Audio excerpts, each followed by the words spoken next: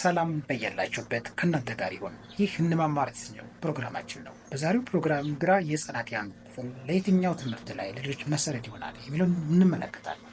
ከዛ በፊት ባለፈው ፕሮግራም 90% የህፃናት የአእምሮ እድገት የሚጠናቀቀው ወይም የሚዳብረው በቅድመ መደበኛ ደረጃ ወይም እድሜያቸው 5 ዓመት እንዳሉ እንደሆነ ለማየት ሞክረናል።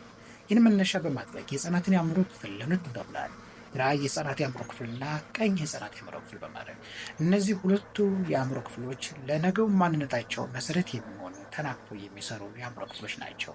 ነገር ግን እያንዳንዳቸው ልጆቻችን በየትኛው የትምህርት መስክ ውጤታማ ይሆናሉ የሚለውን ይጠቁሙናል ማለት ነው።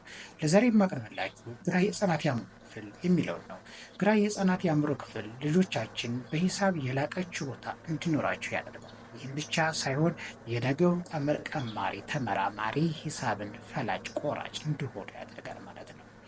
በሁለተኛ ደረጃ ግራ የአእምሮ ክፍል ህፃናት በቋንቋ የላቁ እንዲሆኑ ያደርጋል። ብዙ ቋንቋ ተናጋሪ እንዲሆኑ፣ ጸሐፊ፣ ደራሲ፣ ተመራማሪ፣ ቋንቋን ተርጓሚ እንዲሆኑ የሚያደርገው የአእምሮ ክፍል ግራ የአእምሮ ክፍል ነው ማለት ነው። ይህም ብቻ ሳይሆን ልጆቻችን ተናግረው አሳማኝ እና ምክንያታዊ እንደሆኑ የሚያደርገው የአእምሯቸው ክፍል ግራ የአእምሮ ክፍል ነው ማለት ነው። ስለ ግራ የአእምሮ ክፍል ምን ያልከን ግራ የአእምሮ ክፍላችን የቋንቋ ችሎታን እንዲያዳብር፣ ሂሳብ ችሎታን እንዲያዳብር እና ተናግረው አሳማኝ እንደሆኑ ምን አይነት ስልቶችን መተግበር አለብን የሚለውን በሚቀጥለው ፕሮግራም የማቀርብላችሁ ይሆናል። እስከዛው መልካም ጊዜ